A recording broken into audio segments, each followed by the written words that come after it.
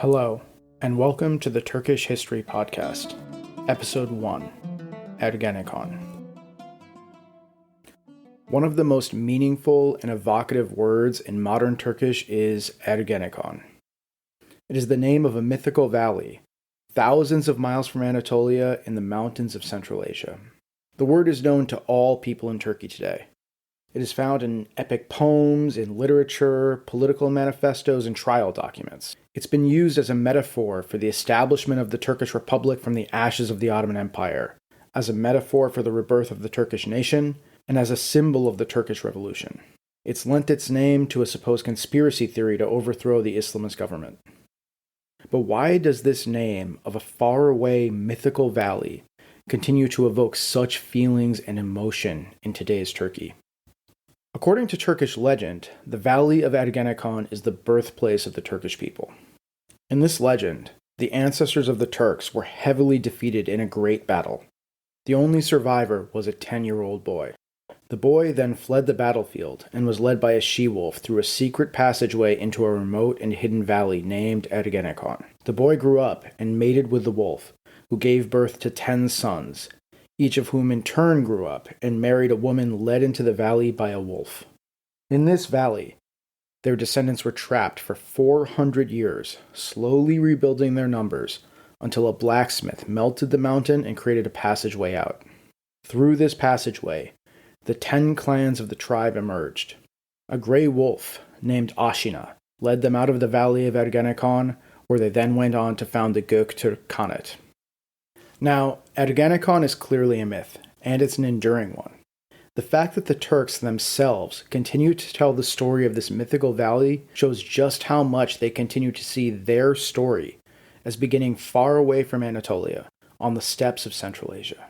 And so that is where we too will begin, with the rise of the first Turkish state, the Göktürk Khanate.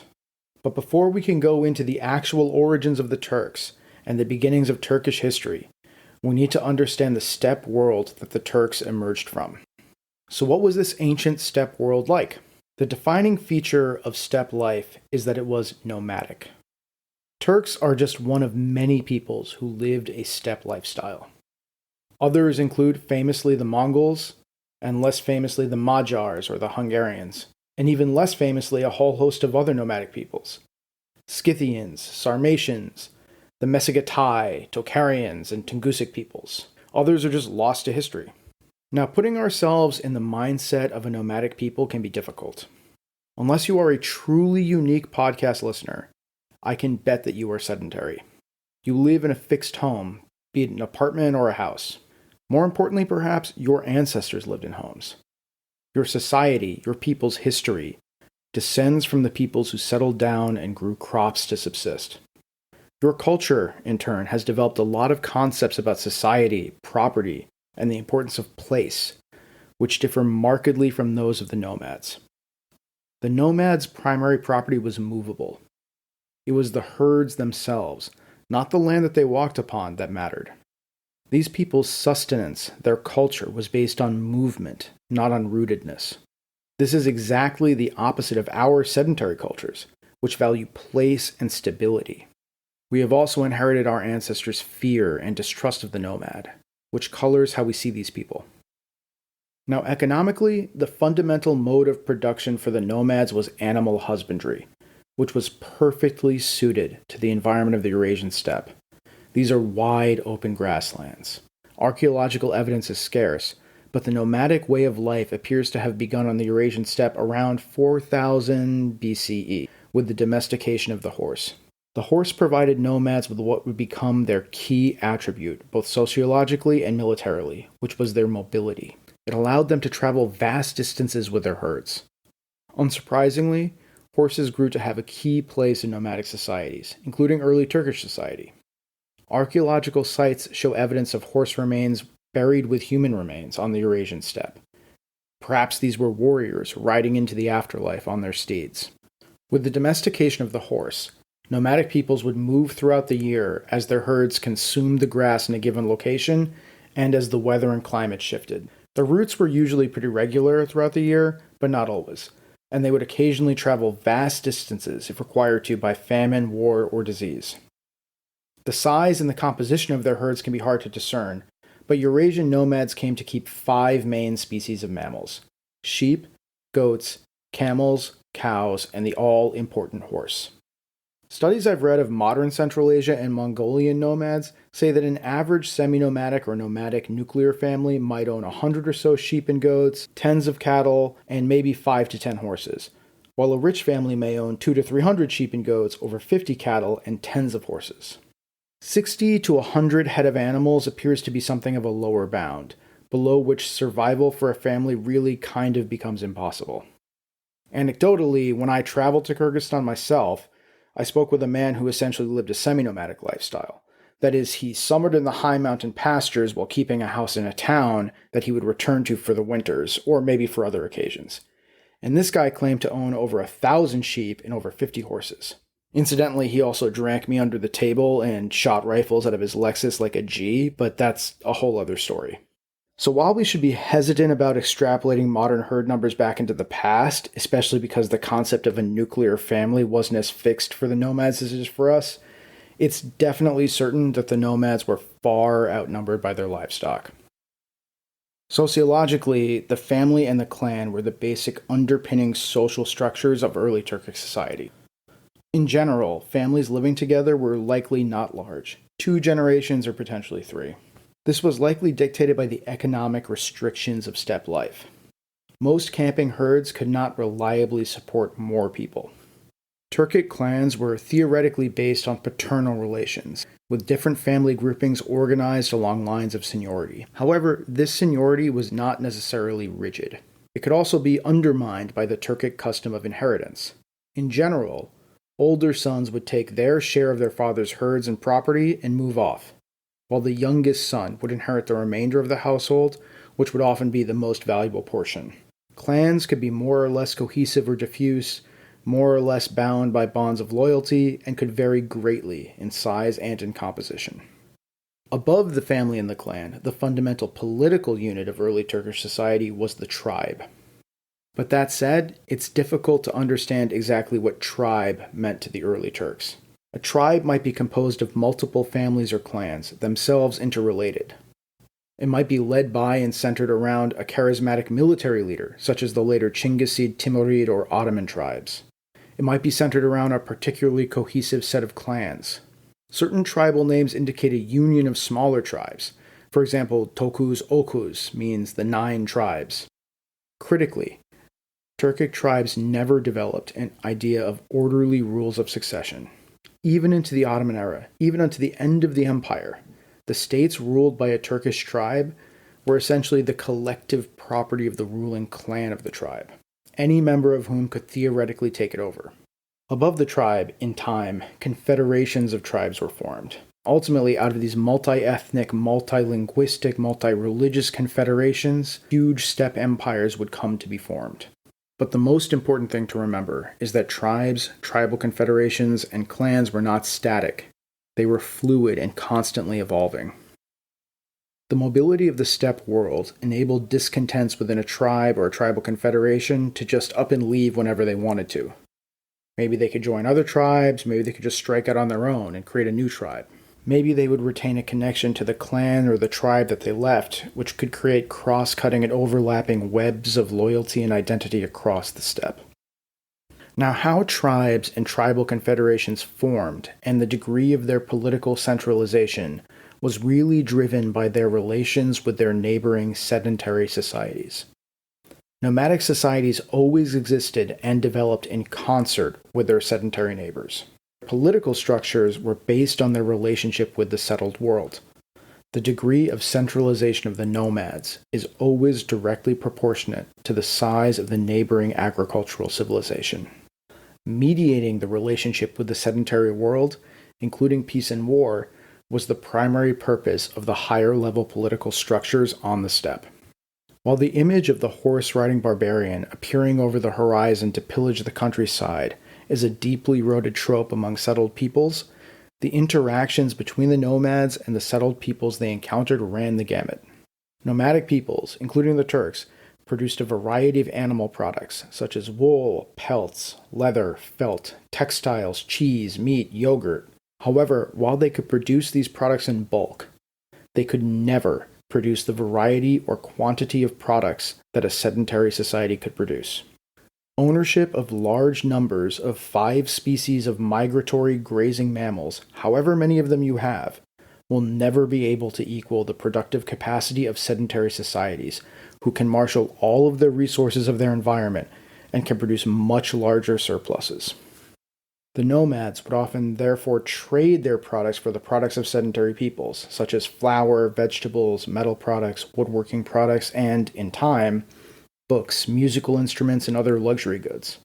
On the other side of the spectrum, the nomads would also just raid the settled peoples they encountered, both to acquire physical goods and slaves, or, in time, just to outright subjugate and conquer them. Similarly, the settled peoples had no compunctions about defeating nomads in battle and then just taking their property and enslaving them. Speaking of war, it was really here that the steppe people truly excelled. Essentially, each fighting-age man could be a warrior. Steppe nomads learned to ride horses in childhood, and they rode horses essentially daily. They were skilled archers who hunted for food and for sport. In war, they would primarily rely on mounted archers, who would remain mounted, firing arrows from a distance, or while riding in, firing their arrows, and then retreating out of range. Mounted warriors could also function as heavy cavalry, charging in with lances or swords. They were also, apparently, just infuriating to fight against from a settled warrior's perspective. They didn't share the notion, common among settled nobles, that retreat was somehow dishonorable. They would retreat whenever they felt it was strategically necessary, and they would even feign retreats, drawing their opponents into traps where they would then crush them. This is maybe related to the different perspectives of a nomad and a settled man. Holding land, defending land, standing and fighting for a place probably made little sense to a people whose whole life was defined by moving. The Chinese historical classic, The Records of the Grand Historian, which was composed during the Han Dynasty, says the following about how steppe children were raised. Quote, "The little boys start out by learning how to ride sheep and shoot birds and rats with a bow and arrow. When they get older, they shoot foxes and hares, which are used for food. Thus, all young men are able to use a bow and act as armed cavalry in time of war. It is their custom to herd their flocks in times of peace and make their living by hunting, but in times of crisis, they take up arms and go plundering and marauding. This seems to be their nature. For long-range weapons, they use bows and arrows, and swords and spears at close range. If the battle is going well for them, they will advance. But if not, they will retreat, for they do not consider it to be a disgrace to run away." End quote. Each warrior would travel on campaign with at least 3 horses usually, and often the whole horde would be on the move relatively nearby, including women and children. They would often camp relatively near the armies, sometimes even with them. This gave the nomads exceptional mobility. They could travel thousands of miles so long as there was land for their herds. They weren't constrained by supply lines, only the availability of grass and water. Similarly, they didn't have to stop fighting in harvest time as peasant soldiers did. Many of the nomads of the Eurasian steppe also didn't mind marching in the winter. They could even use the frozen rivers as highways. It also meant that a very large percentage of the male population could fight in war. Some historians estimate that between 75 to 90% of fighting-age men could routinely go to war, which far, far outstrips the percentage of their population that sedentary societies could put in the field. All of this made the steppe warriors, when they could be organized and united, far superior to the armies of the settled world up until the advent of gunpowder. So those are the contours of the steppe world that the Turks emerged from. Now that we've got that covered, we can move on to discuss the early history of the Turks and their emergence onto the world stage. Their emergence from the Valley of Ergenekon, so to speak. But if Ergenekon itself is a myth, where did the Turks actually come from? The exact place of origin of the Turkic peoples is disputed, but it probably lay near the Altai Mountains of modern-day Mongolia. Linguists have reconstructed certain Proto-Turkic words through comparative analysis of modern Turkic languages.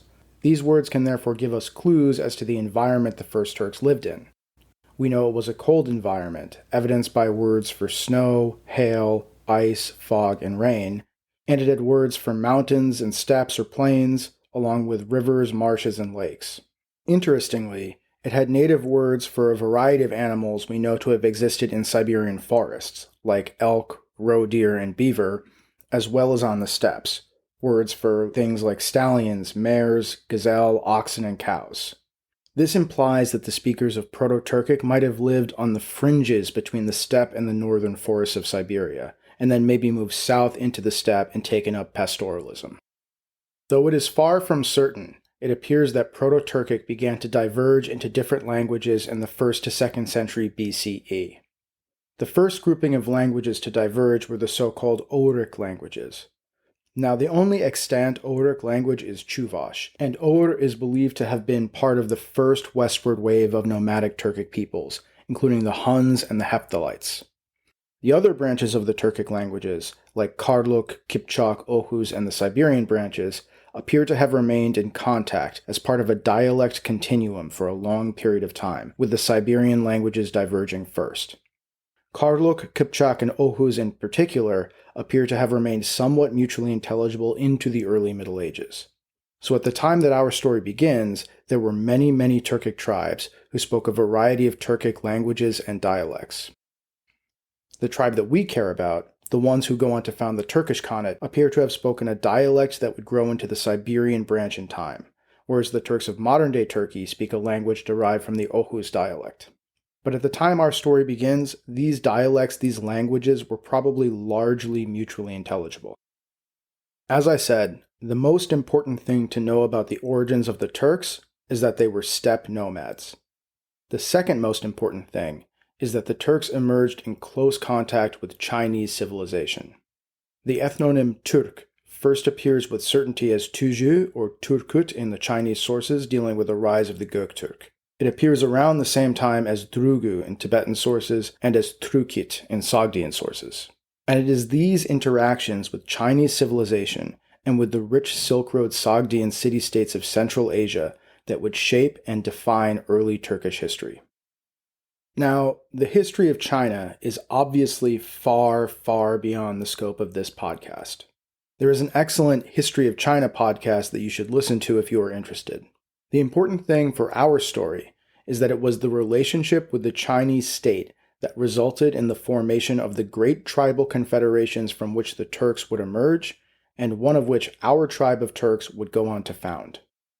So what I'm going to do now is an exceptionally brief, almost insultingly brief, run-through of the key parts of Chinese history that will be necessary to set the stage for the coming of the Turks.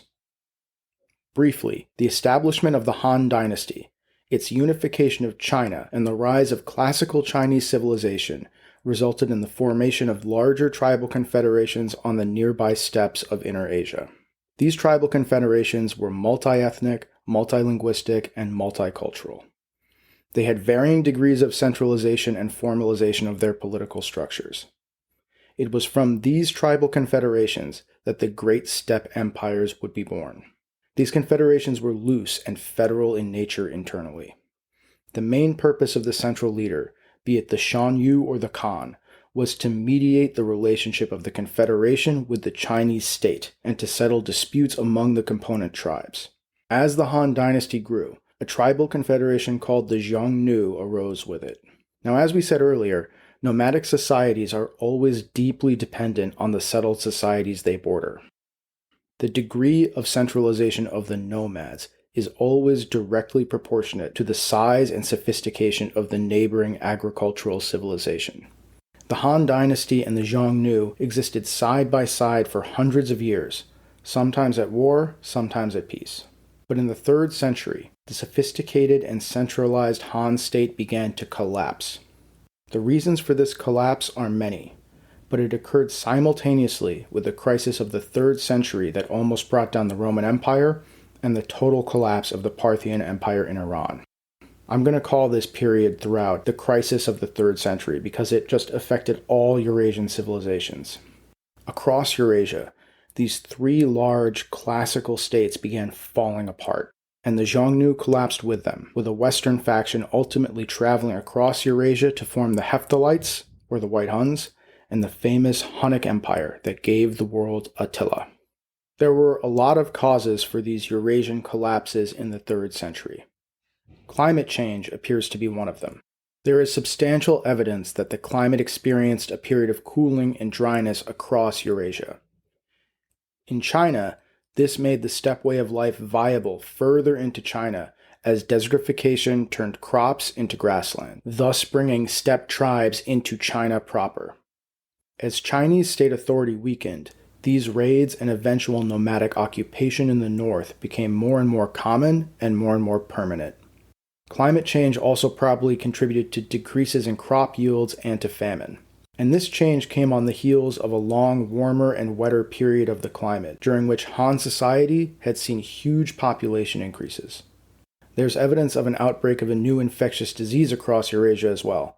Based on Han, Roman, and Persian sources, we think it was probably smallpox. The plague spread in recurring waves, just decimating urban societies.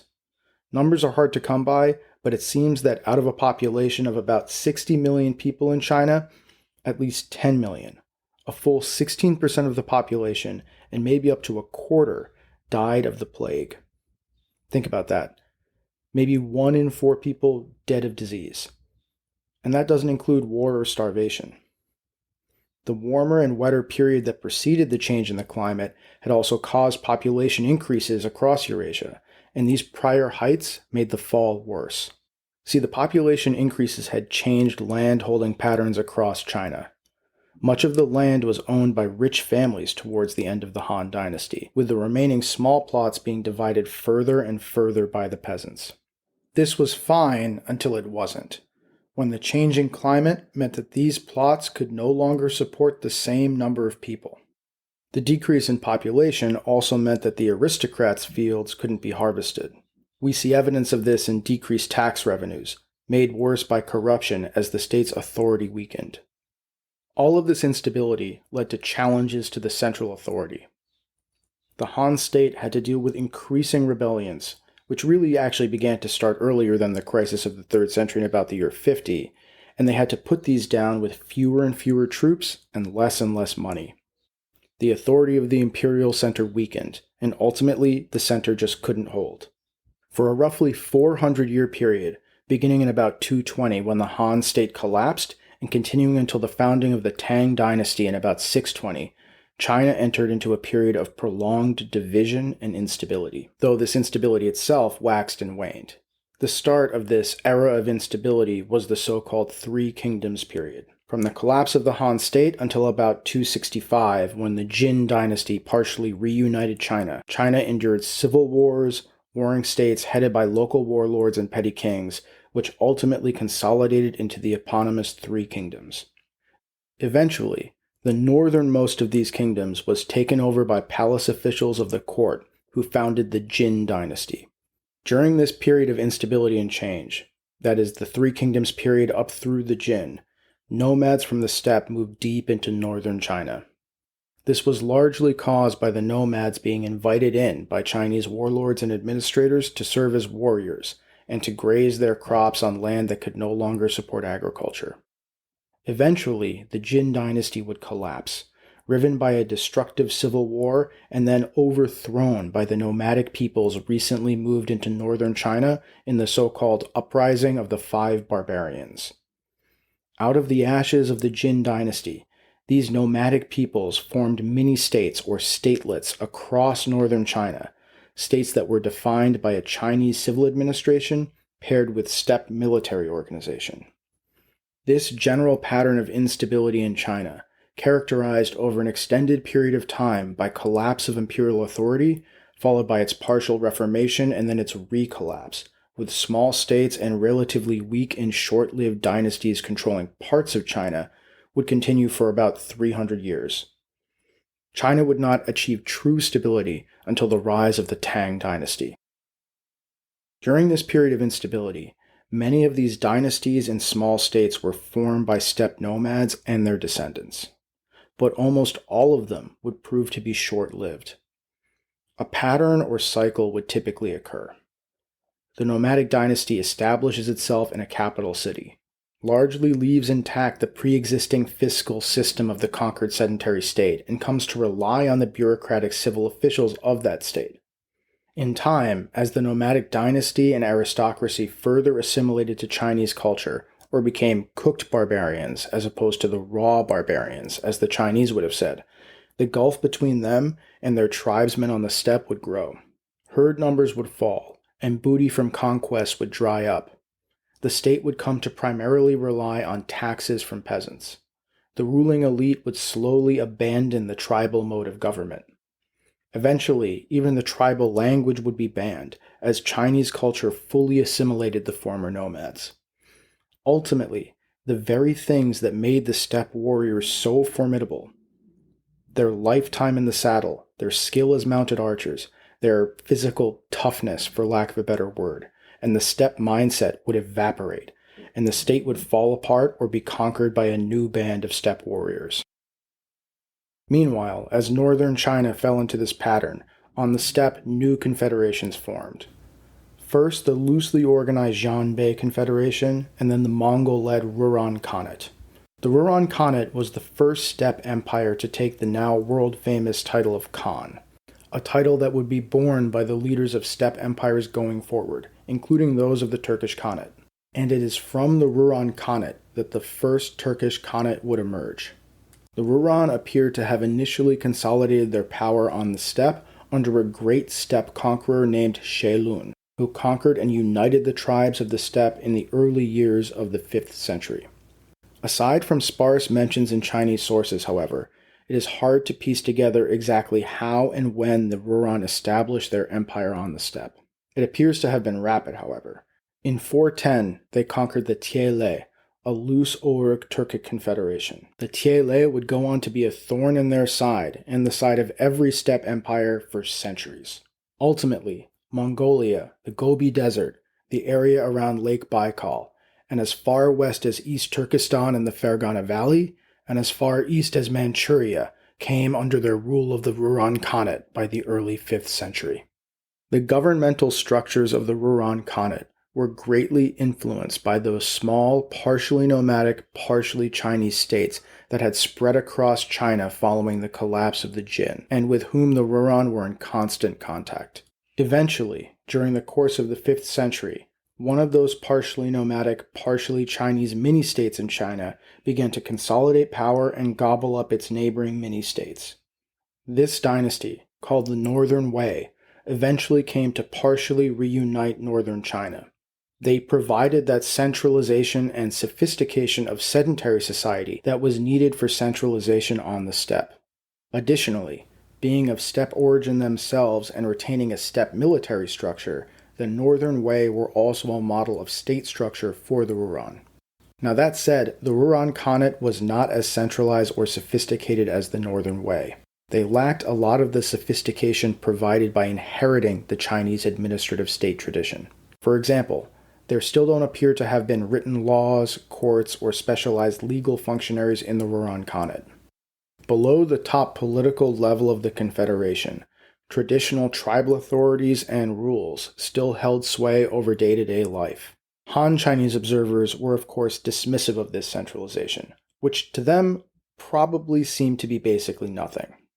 They also remarked on the illiteracy of the Rouran, saying, quote, "They had no letter to make records, so the heads and chiefs counted approximately the number of warriors by using sheep's droppings," end quote. However, we see evidence of the adoption of Chinese language by the Rouran for diplomatic purposes, so almost certainly there were at least some literate people in the court.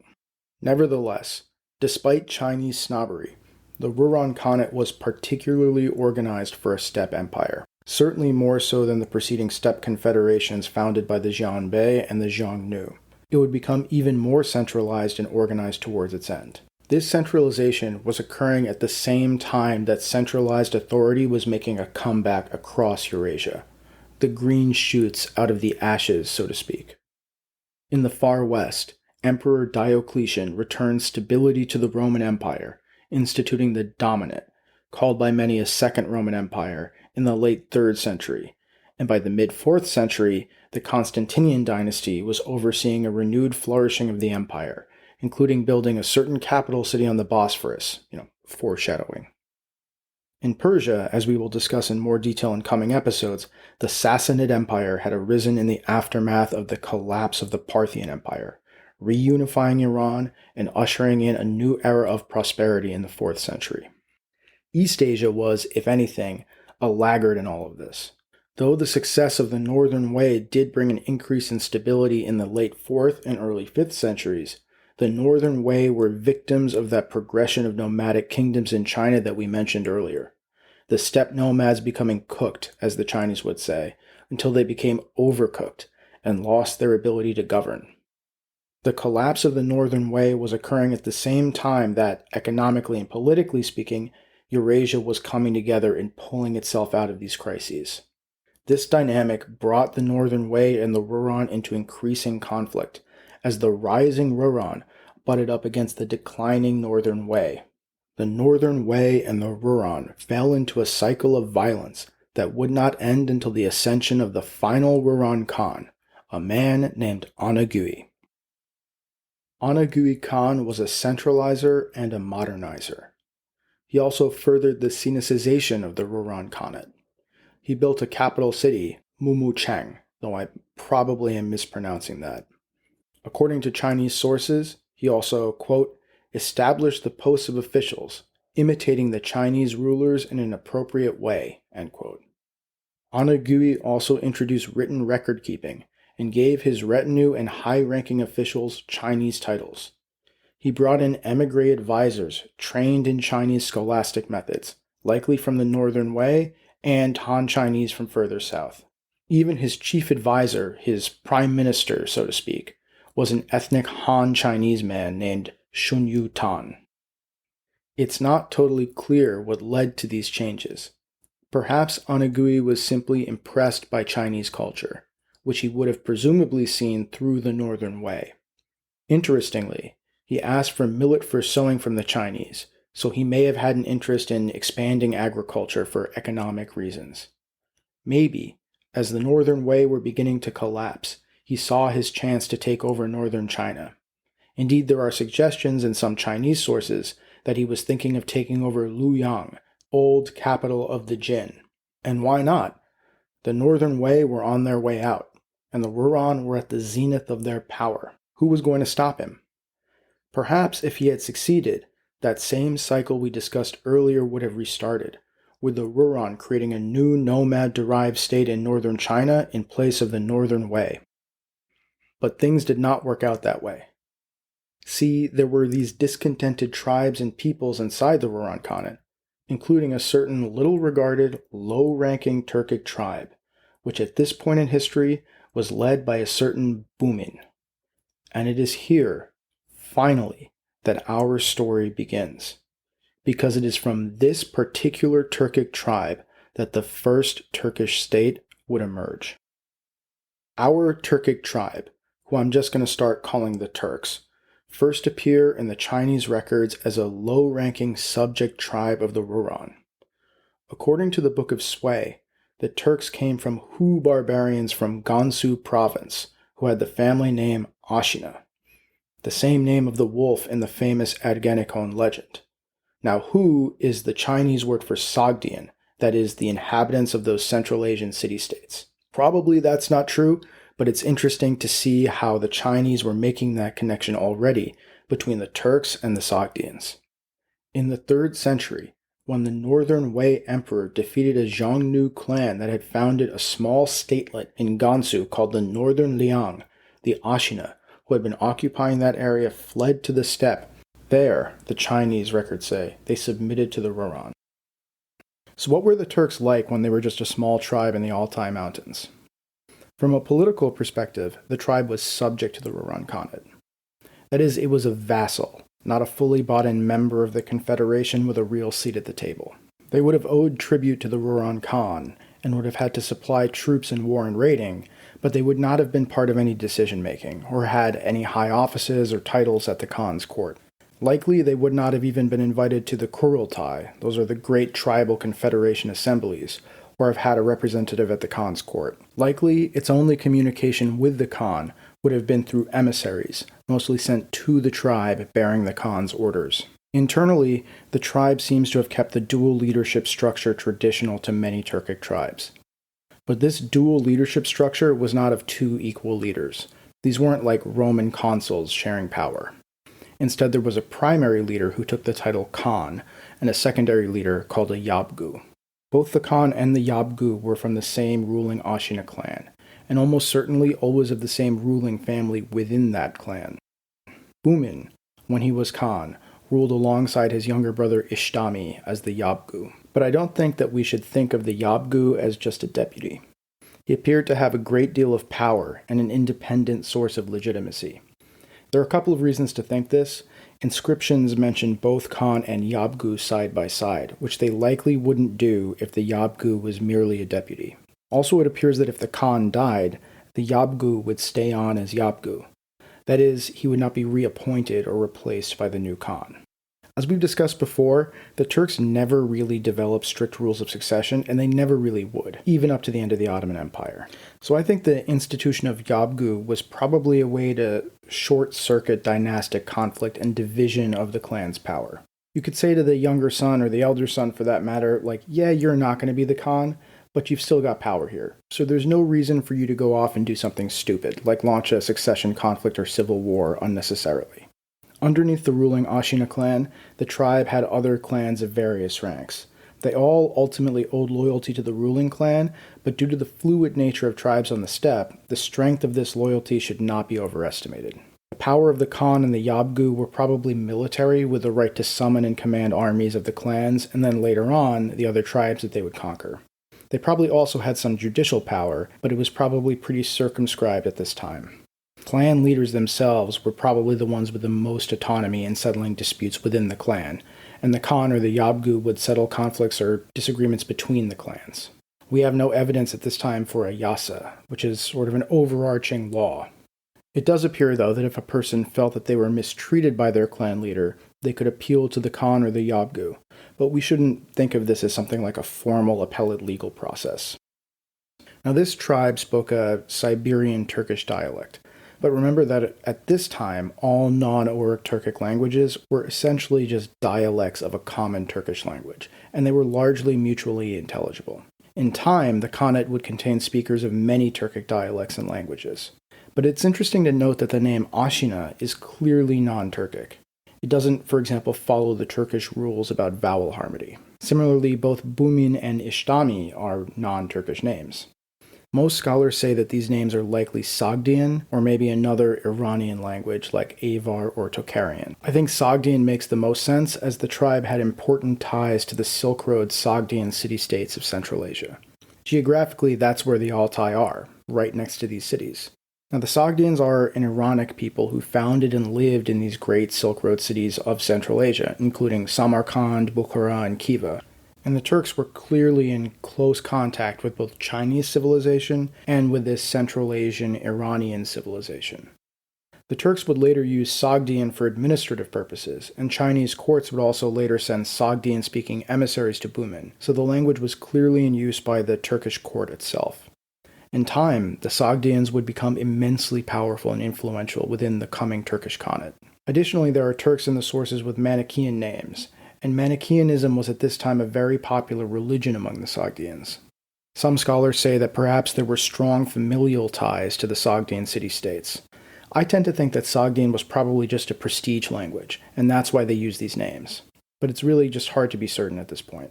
We don't have a lot of insight into how women fit into the Turkish tribal power structure at this time, but it was certainly a very patriarchal society by our standards. It seems likely that women were very much subordinated and powerless within the tribal political structure. It's not certain if they even had the right to own property or appeal to the Khan, or even were protected at all from mistreatment by the men in their lives. We know that polygamy was very common. We can surmise that men felt some loyalty to their direct female relatives and didn't want to see them mistreated, but in all likelihood, any claim would have had to be made by a man. Basically, the problem isn't that you mistreated this woman and dishonored her, it's through mistreating her, you dishonored me, the man that matters here, right? That's a different way of seeing things.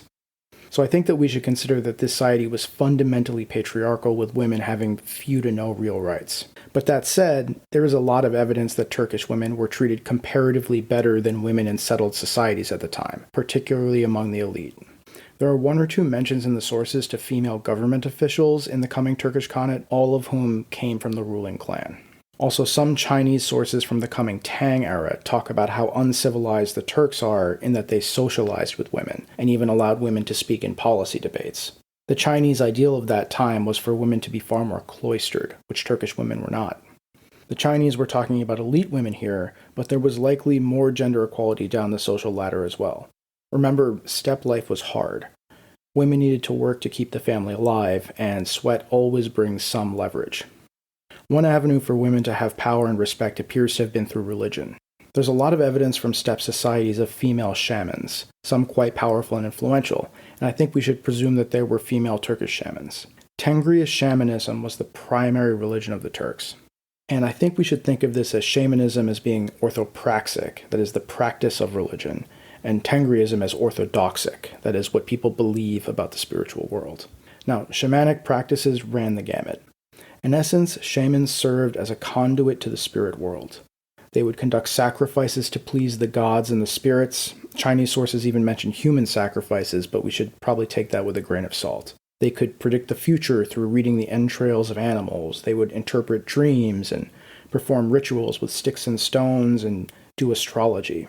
They were also doctors of a sort, providing folk remedies with varying levels of efficacy to the sick and the wounded. They could also do the opposite, though, lay down powerful curses and hexes to confound their enemies or the enemies of the tribe. What powered the shamanic practice was the belief that there was a spiritual world overlaying and touching this world. Spirits living in trees and lakes and mountains, embodying animals, possessing animals and humans. Ultimately, this shamanic worldview endured and persisted longer than the Tengriist orthodoxy.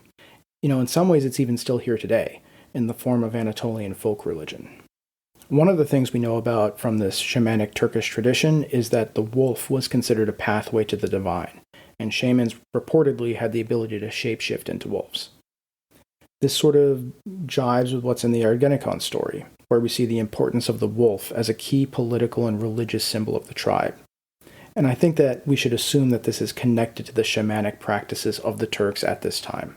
Since then, of course, the wolf has even been resuscitated as a symbol of the Turks in the 20th century. See the famous right-wing paramilitary group, the Grey Wolves.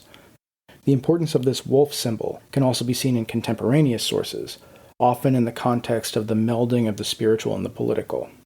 For example, the Turkish founder of the Tang dynasty would come to use the wolf as his symbol in his court.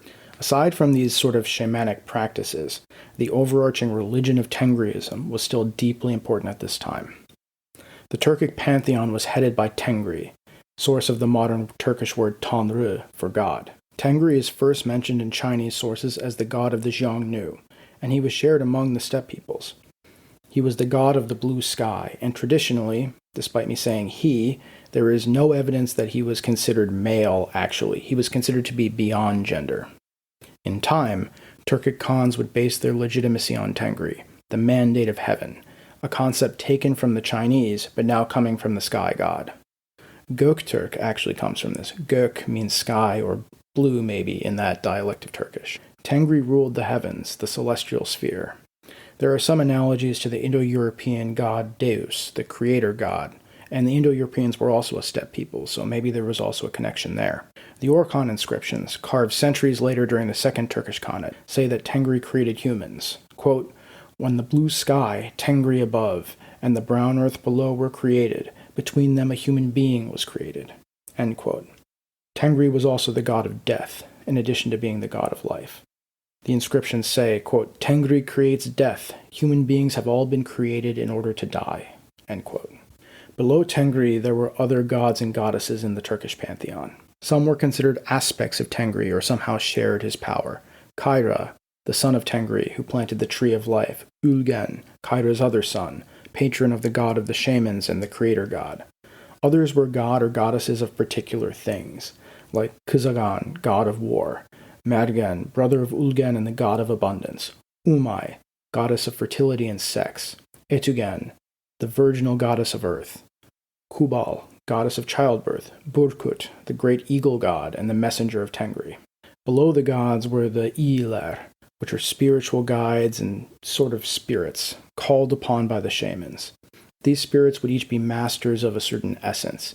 Su Iesi was for water, Od Iesi for fire, Yal Iesi for wind, Ev Iesi for the home or the hearth, and Da Iesi for mountains, and so on and so forth. However, there were also non-Tengriist religions among the Turks at this time. Perhaps most important was Manichaeanism. Founded by the prophet Mani, Manichaeanism was a faith born in Iran during the 3rd century, as the Parthian Empire was collapsing. Mani built upon the traditions of Zoroastrian religion, which saw the world as a contest between Ahura Mazda, the Lord of Light, embodied in fire, and Ahriman, the Lord of Darkness, embodied in shadow. And he tied that in with Greek Gnostic thought and early Christian teachings, and probably also Buddhism. Mani taught that all of these faiths were incomplete, and his revelation would perfect them. He preached a dualistic faith, that creation was divided between a material world of darkness and a spiritual world of light. Mani did not believe in sort of an all-powerful God, rather in two equal and opposite forces, good and evil, light and dark, spiritual and material. Another important religious influence was undoubtedly Buddhism.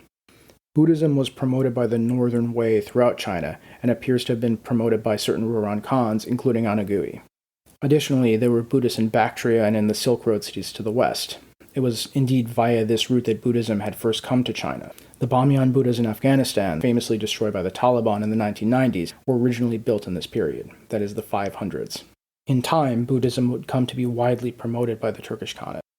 But it's important to remember that in this time and place, religion was not really exclusive in the way it came to be seen by the Abrahamic faiths in the future.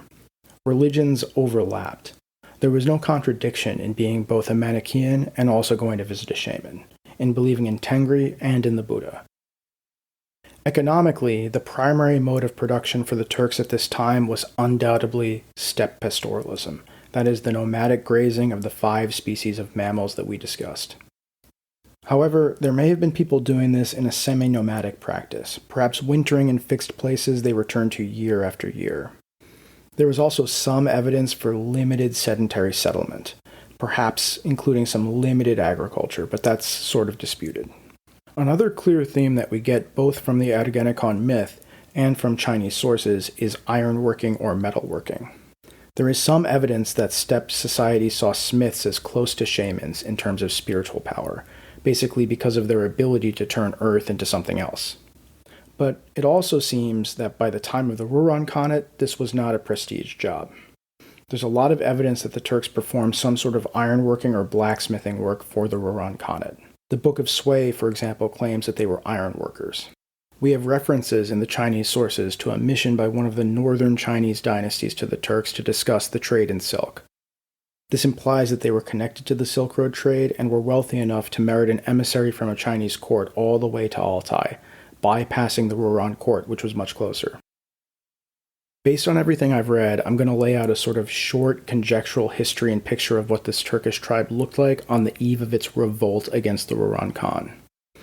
Again, some of this might be wrong. I'm just going to lay out what I think is most likely. The Turks, as a tribe, began in a meaningful sense as a sub-tribe of the Xiongnu Confederation. They moved south into Gansu province during the end of the Han dynasty as the crisis of the 3rd century caused the collapse of the dynasty. While in this region, they became a bit more cooked, as the Chinese would have said. They learned about Chinese political structures and learned the basics of metalworking. The tribal confederation that they were a part of revolted during the uprising of the 5 barbarians against the Jin and founded the state of Northern Liang. Now, this state was then subsequently crushed by the Northern Way, whereupon our tribe fled their destruction to the steppe, ultimately settling in the west of the foothills of the Altai Mountains. Here they were in close proximity to the Sogdian city-states and the Silk Road. They were able to take advantage of some of their metalworking knowledge to oversee local Iranic peoples, some of them enslaved, some of them free, in producing metals which they traded with the Sogdians and other Silk Road city-states to the west. Over time, due to this connection to the rich Silk Road cities, the elites began to adopt Sogdian as a prestige language. Not the everyday language, but a second language used by the elites in certain contexts, mostly diplomatic and governmental, and for record-keeping. Here, the top clans even adopted Sogdian-derived clan names, including for the leading clan, Ashina. Many of the elites even gave their children both a Sogdian given name for use in formal occasions and a native Turkic name. Just as in later times Arabic or Persian would be used by the Turks as a prestige language, here they used Sogdian. But they weren't really Sogdianized. They continued to speak common Turkish among themselves, and mostly they kept their religion, though some in the elites converted to the new religion of Manichaeanism that was all the rage in the Sogdian city-states, or followed the Buddhist teachings from Bactria and from China. But these weren't really exclusive conversions. They would have still practiced Tengriism and seen the shamans when required. Slowly, our tribe consolidated a base of support around the Altai mountain ranges. They submitted to the Rouran during Shailun's conquests, but they were not fully bought-in members of the Rouran political establishment. They were conquered vassals, poorly regarded as mere traders with the Sogdian city-states and producers of some valuable iron products, but really not considered worthy of much more. But within the Rouran Khanate, as China stabilized, as Iran stabilized, as the Byzantine Empire stabilized, as trade on the Silk Road grew, and as the Rouran Khanate became more centralized, their economic power grew. As Eurasia pulled itself out of the crisis of the 3rd century, trade along the Silk Road was more and more important, and our Turkish tribe was ideally placed to take advantage of these changes.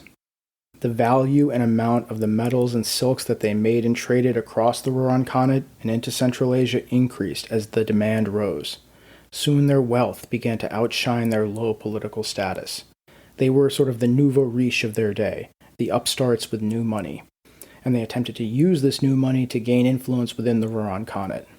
And just like all new money guys, they wanted the respect, the power that they felt that their new riches deserved. Which leads us to Bumin. We know very little about Bumin, and even less about his early life.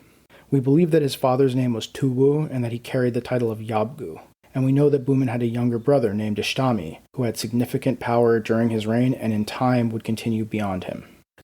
The Orkhon inscriptions only say about Bumin's rise to power, quote, "Over the sons of men set themselves as rulers my forebears, Bumin and Ishtami Khan, and having set themselves as rulers, they governed and kept order in the Turkish people's kingdoms and polities." End quote. According to the history of the northern dynasties, which was written about 100 years after Bumin's death, Bumin began raiding the territory of a dynasty that succeeded the Northern Way, called the Western Way. In 545, the Western Way sent an emissary to establish commercial relations. These trade missions mostly concerned silk, obviously a very valuable item on the famous Silk Road, which again confirms this theory that the Turks were a wealthy tribe and an important link on the Silk Road. In 546, Bumin paid tribute directly to the Western Way, which again raises questions as to what the exact nature of his tribe was to the Rouran. Clearly they were subordinated to the Rouran, but paying tribute directly to a Chinese state at least suggests that they had a decent amount of agency and autonomy. This is again consistent with the idea of them becoming wealthy and a bit more powerful. In 546, Bumin mustered a force to crush a Tele rebellion against the Rouran. We've briefly mentioned the Tele before. They were that confederation of Auric Turkic peoples subject to the Rouran who were constantly revolting. The sources say that the Turks did this to get on the good side of the Rouran, that is, to increase their political influence within the Khanate. And there might be truth to that. The Rouran were constantly dealing with Tele uprisings. But undoubtedly, the Turks were also doing this for self-interested reasons. The territories that the Tele controlled were on the Silk Road routes that were probably very important to the Turks, and the Tele, according to the sources, were a bit more uncooked, as you might say, than the other steppe peoples, which probably meant that they did a lot of caravan raiding on the Silk Road. After this victory over the Tele, Bumin sent a message to the Rouran Khan Anagui, asking him for a Rouran princess as a bride. Now this is the new money guy. He wants to get the blue blood princess, which is a story as old as time. Anagui, though, is deeply offended by this. As we discussed, he's in the process of Sinicizing his state. He's building a capital city. He's giving his advisors Chinese titles. Hell, he's even got a full-on Chinese prime minister.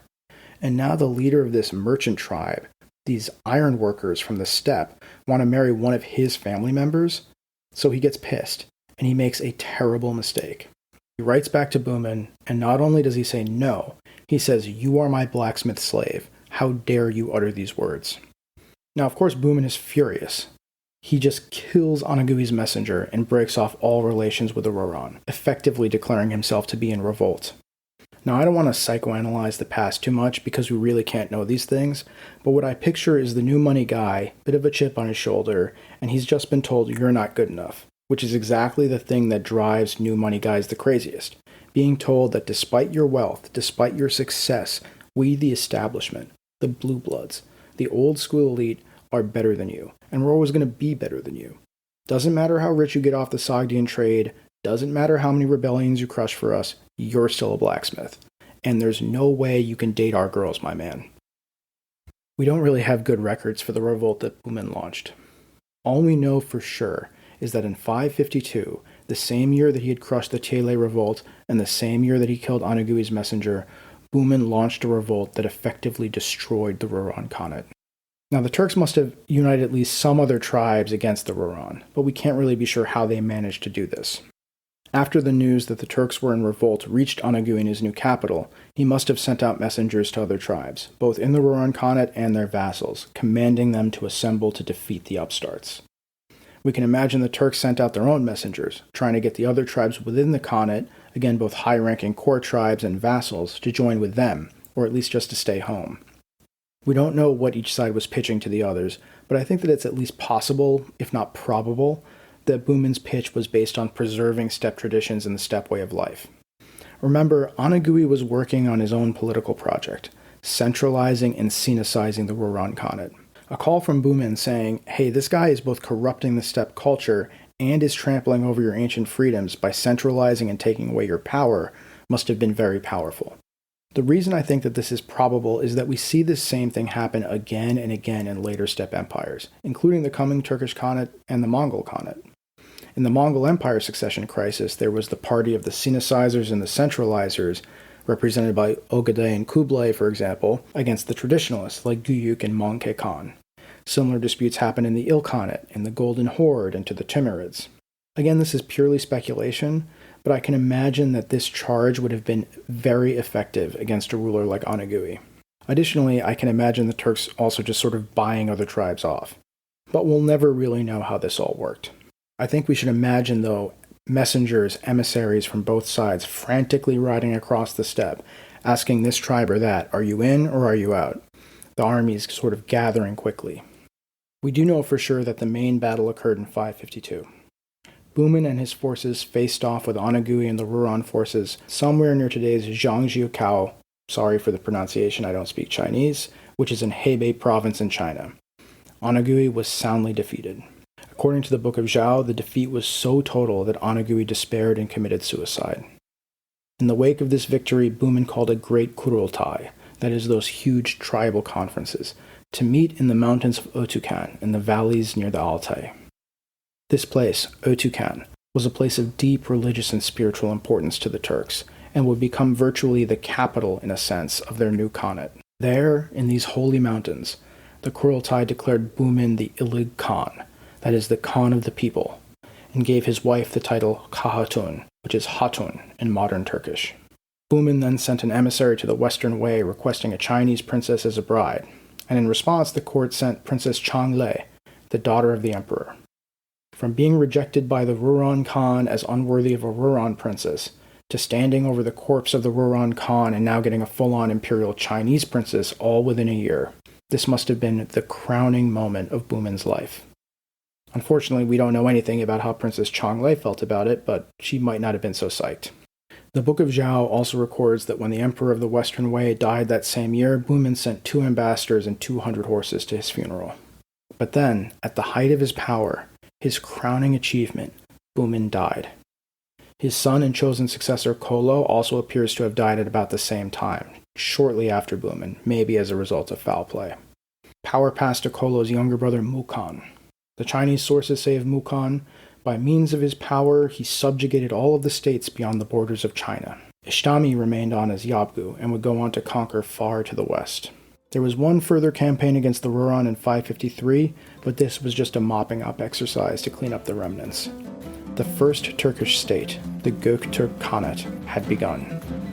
And next time, we will join them as they ride west to shake the world.